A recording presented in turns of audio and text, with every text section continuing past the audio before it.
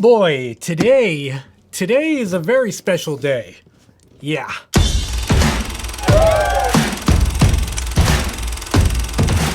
Well, hello there. Welcome back to my channel. I'm Dave from Chase the Summit.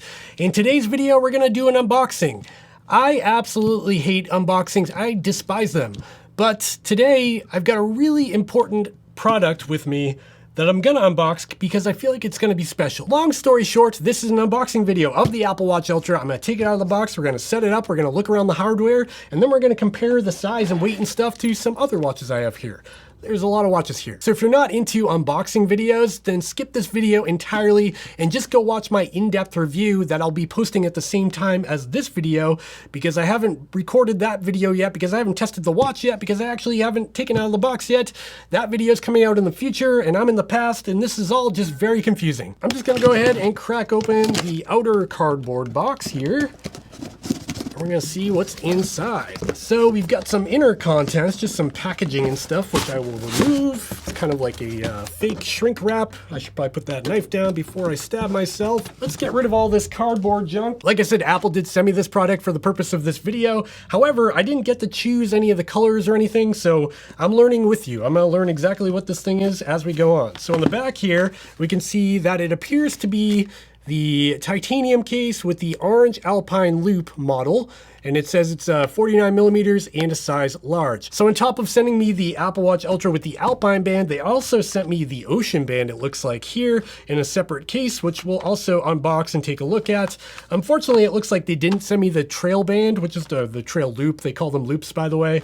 And that's the one I was most interested in as a trail and ultra runner.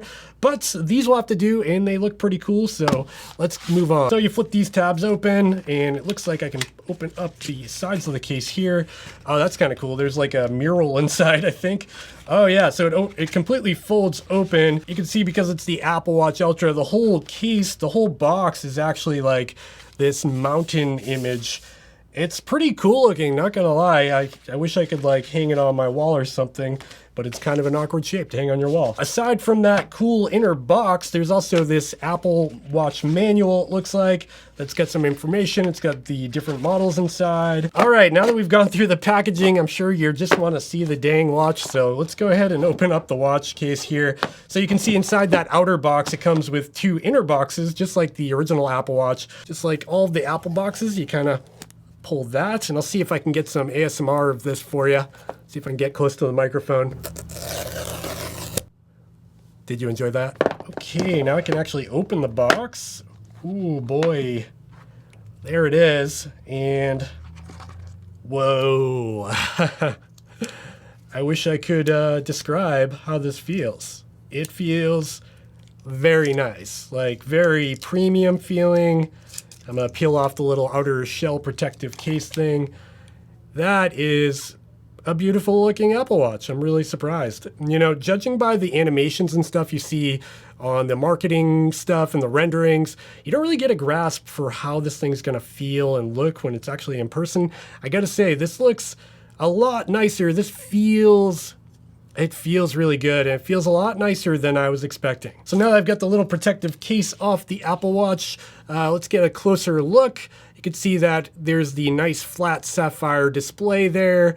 We've got the big digital crown on the side here, and it is a noticeably larger digital crown compared to the Apple Watch Series 7 that I've previously had. Around the back here, you can see that kind of gray ceramic backplate, and then you've got the Apple Watch heart rate sensor in the middle here, which does look very similar to the Apple Watch Series 7 heart rate sensor. I've been wondering if they reused that on this one. Yeah, there's the action button on this side.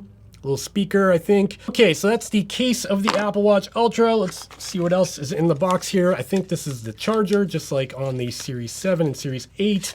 Yes, indeed it is. This looks to be the exact same charger as the Series 7 and the Series 8. And just as a double check, I'm gonna see if my Series 7 will connect, and it does. So same charger as the Series 7 and Series 8. Okay, now that we've looked at the Watch Ultra quickly, I wanna open up this band. This is the Alpine loop band. You can see a picture of it on the front of the box here. I'm gonna go ahead and rip the tab on that. ASMR. Nice. Opening up the band, you can see there appears to be some instructions on how to attach the band to your Apple Watch Ultra. Wow, this is really cool. This is very different than the kind of material I'm used to in these nylon bands. I mean, Apple isn't the only one to make this style of band, but it does feel a little bit different. It's almost like it's got some stretch to it, but the double layer of fabric limits how much stretch it has.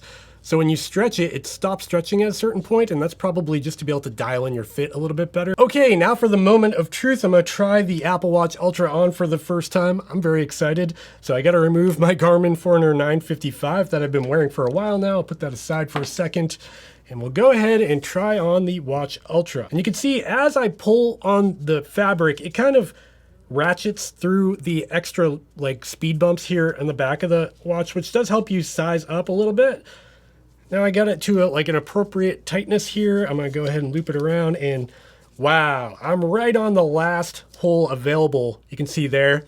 If I didn't have that one last loop to go through with the G-hook, I don't know if this watch would fit me. And honestly, it's a little bit loose right now. So this band might be a little bit too big for me. This is what the Apple Watch Ultra looks like, and I think it looks pretty cool. It's definitely a bold statement. I mean, with that titanium brushed look with the orange band, you're definitely standing out in a crowd, but for me, I don't mind that. And it does kind of look like the COROS VERTIX 2 or the Garmin Fenix that have the orange band as well. You can see here's a COROS VERTIX 2 on the right and the Apple Watch Ultra on the left, and they both have a very similar look. I don't even know how to turn this watch on yet, but I'm gonna assume it's the back button just like every other Apple Watch, so I'm gonna hold down that back button.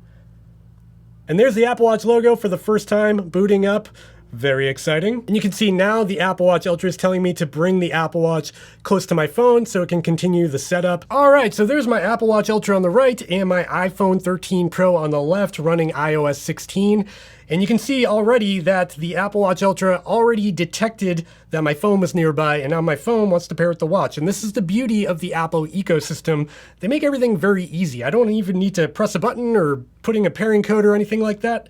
It just kind of works. I love that. And now you can see it's bringing me through the setup process. It's asking me if I want to set up Apple Watch for myself or for a family member. I'm going to say myself. Okay, now for the good stuff. I've gotten to a page here during the setup of the Apple Watch Ultra that allows me to configure the action button on the side of the watch here. And you can configure this to do various things throughout the interface of the watch. But by default, it is set up to trigger the workout app. So once I push that button, it should dive directly into the workout. The next page during setup says depth. The depth app can automatically open underwater and measure temperature, time, and depth. That is super cool. So you can actually set this up to open automatically when you're in the water or not open automatically. I guess I'll leave it with open automatically. The sync is finally complete, and I can put my phone aside for a second now. We can take a look at the actual Apple Watch Ultra. Here it is in all of its beauty with the screen turned on and synced to my phone and everything, and it's ready to rock. So let's check out that action button I just configured. If I click that, cool. Yeah, it dives right into the workout app, and from within here I can go for a run or a ride or whatever, and I'm ready to go. Very nice. And there we go. I just added the Wayfinder watch face here, so now I should be able to roll the digital crown and go into night view mode.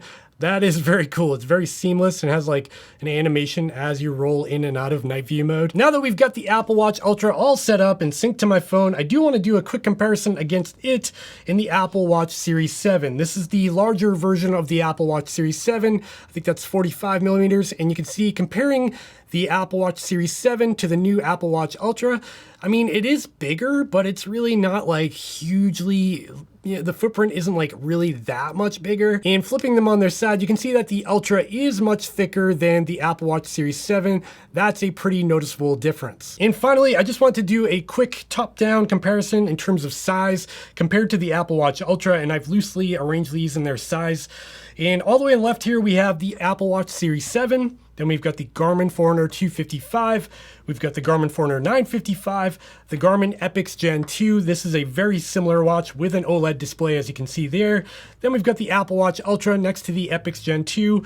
The COROS VERTIX 2, which is a 51 millimeter watch, and all the way on the right here, we've got the Garmin Enduro 2. So comparing the Apple Watch Ultra to the biggest watch on the table here, which is the Enduro 2, the Enduro 2 is going to be the same size as like a Fenix 7X or a Tactic 7. They're all kind of the same watch from Garmin, but you can see that there is a pretty significant size difference. The Enduro 2 is a bigger watch. However, they are a very similar thickness. And just as a quick reference, I've got 165 millimeter circumference wrists. I've got the Apple Watch Ultra here in the Enduro 2 here, and that's what they look like on my wrist. I hope that's helpful. Oh yeah, I almost forgot to unbox the extra band that they sent me. This is the Ocean band, so I'm gonna open that now and we'll see how it fits on the Apple Watch Ultra. So the box is the same deal as the Alpine loop, and I'm gonna take that out now. This band is a very yellow color, and I was hoping for more of a neon color, kind of like this band here, but it's coming more like a, I don't know, like a pastel or a sunflower yellow. And then separately in the box, there's a little metal clip here that pops open. It's actually got a spring-loaded mechanism to it, and it kind of pivots around. And I believe you use this to secure the band so it doesn't fall off if you're doing like high-speed water sports. So there we go. There's the Apple Watch Ultra with the Ocean band on it, and you can see it's actually pretty stretchy. The like cylinders throughout it have air in them, and when I pull, they kind of flatten out to provide some stretch. It's actually a pretty nice feeling. So I'm gonna put it on my wrist, and we'll see how it feels. What I do like about the Ocean band is it's a more traditional clasp style watch band. And with those like cylinders and speed bumps on them, it's actually really easy to dial in a good fit. This feels very secure.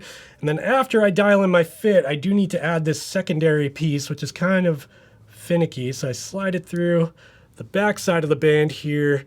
And now I should be able to click it in and have that there as kind of a retainer, and that should hold all of the extra material around the back of the watch. And this feels extremely secure. This thing is not going anywhere. And that's really it for this video. I've got the Apple Watch Ultra on my wrist and ready to go. I'm gonna wear this thing for the next 8 days or so, and then I'll be sharing an in-depth review after I've used it, I've gone on runs with it, I've lived with it, and I'll share all of my thoughts in that video, which again will be linked down below or up here. Go check out that in-depth review if you want to learn all about this watch. In this video is just my initial reaction to the watch itself, taking it out of the box, setting it up, and sharing that with you, and I hope it was helpful. And if you did find this video helpful and you enjoyed the unboxing experience, please give me a thumbs up and subscribe down below because that really helps my channel grow. And if you're planning on picking up an Apple Watch Ultra or any watch I showed off in this video, check out the links in the description down below because those also help support my channel and they cost nothing extra to use, so you might as well use them. And that's really it for this video. It's kind of a silly unboxing comparison, size comparison type of thing. I hope you enjoyed it, and I'll see you in the next one. Bye.